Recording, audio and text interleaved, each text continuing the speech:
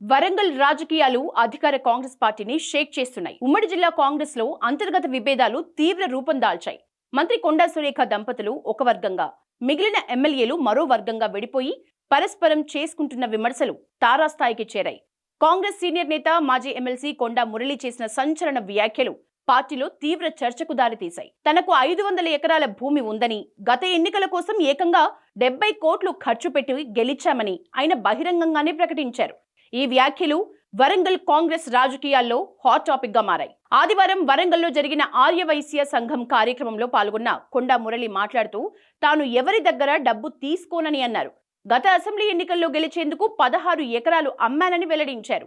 తన 45 ఏళ్ల రాజకీయ జీవితంలో ఉన్నత వర్గాలతోనే పోటీ పడ్డానని, వాసవి కన్యకా పరమేశ్వరి సాక్షిగా చెప్తున్నా నాకు ఎవరి పైసా అవసరం లేదు, నేను ఎవరిని ఇబ్బంది పెట్టలేదు, అలాగే నేను ఎవరికి భయపడను అంటూ ఆసక్తికర కామెంట్స్ చేశారు. కొండా దంపతుల రాజకీయ వ్యవహారాలు తెలంగాణ కాంగ్రెస్ పార్టీలో ప్రకంపనలు సృష్టిస్తున్నాయి.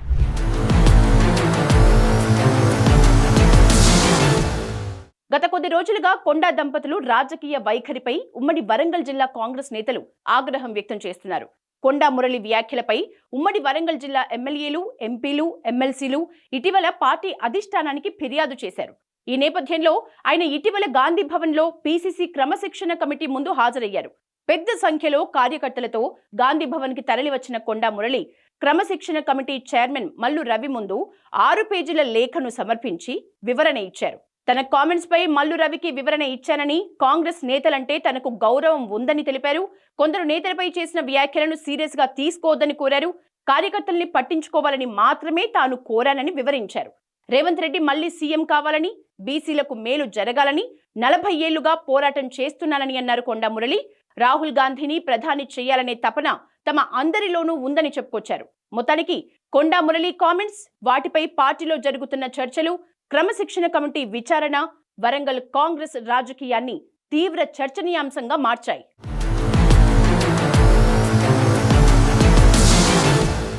కొండా సురేఖ దంపతుల ఆధిపత్యాన్ని కంట్రోల్ చేయకపోతే తాము పార్టీలో ఉండలేమని ఉమ్మడి వరంగల్ జిల్లా కాంగ్రెస్ ఎమ్మెల్యేలు పార్టీ ఇన్ఛార్జ్ మీనాక్షి నటరాజన్ని కలిసి తేల్చి చెప్పారు. కొండా దంపతులు కావాలో లేక తాము కావాలో తేల్చాలని కోరారట. ఎమ్మెల్యేలు నాయిని రాజేందర్ రెడ్డి, రేవూరి ప్రకాష్ రెడ్డి, గండ్ర సత్యనారాయణ, నాగరాజు, కడియం శ్రీహరి, ఎమ్మెల్సీ బసవరాజు సారయ్య, జిల్లా కాంగ్రెస్ అధ్యక్షురాలు ఎర్రబెల్లి స్వర్ణ, కుడా చైర్మన్ వెంకట్రామరెడ్డి గంపగుత్తగా మీనాక్షికి ఫిర్యాదు చేశారు.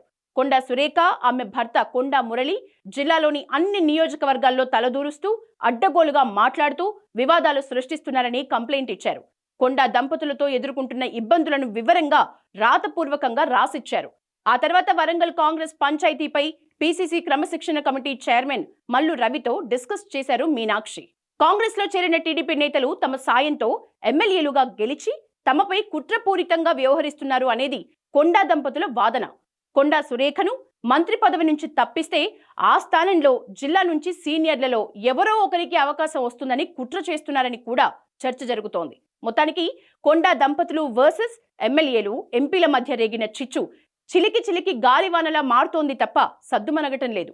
కంప్లైంట్ తర్వాత ఎమ్మెల్యేల నుంచి పెద్దగా కామెంట్స్ ఏమీ రాకపోయినప్పటికీ కొండా మురళి మాత్రం ఎక్కడా తగ్గేదే లేదు అన్నట్లుగా తన స్వరాన్ని వినిపిస్తూ పరోక్షంగా ఎవడికి భయపడేదే లేదు అనే సంకేతాలనిస్తున్నారు.